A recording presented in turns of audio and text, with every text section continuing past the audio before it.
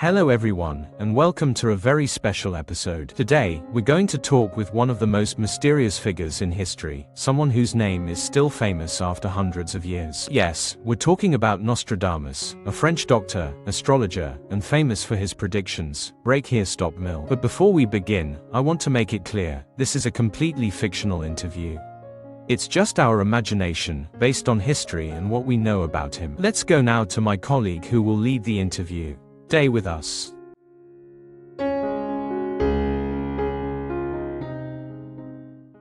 Hello, Mr. Nostradamus. Welcome. It's a great honor to have you with us today, even in this imaginary conversation. Greetings to you and to everyone watching.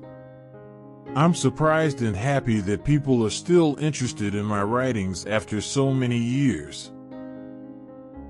Mr. Nostradamus, you are famous for your predictions. What made you start doing that? Did you always feel you had this talent? At first, I was a doctor.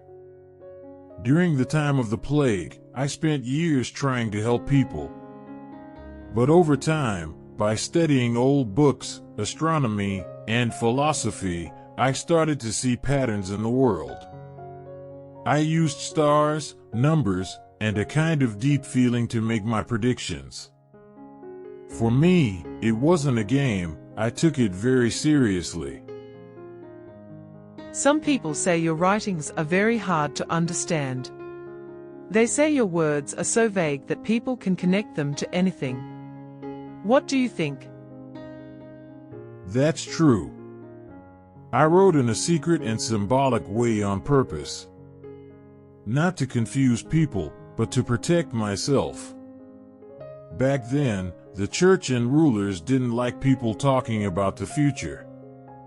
But also, I wanted people to think deeply.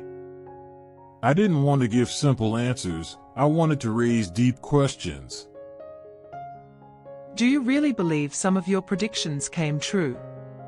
Like the world wars, dictators, or modern events? I wrote what I felt and saw from the knowledge of my time. If some of it happened later, maybe it shows that history follows patterns. But remember, the future is always changing.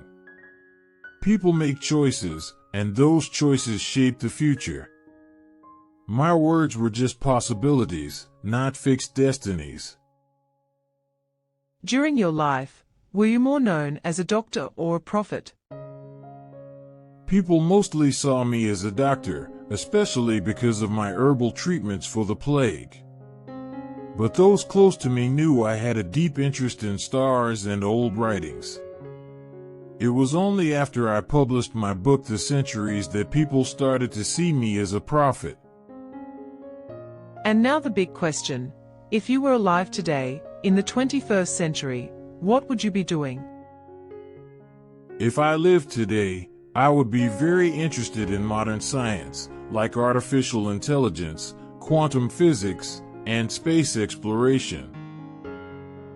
But I'd also try to help people see the dangers, moral confusion, environmental crisis, and division in society. The world is changing fast.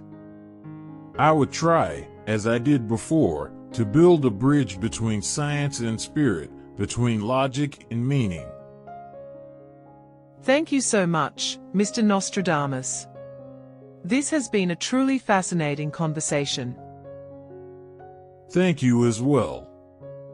It's not the future we must know, but the present we must understand. A big thank you to my colleague, and of course to our guest, Nostradamus, for that deep and thoughtful talk. And thank you to you, our viewers, for watching and staying with us. Until next time, take care, and goodbye.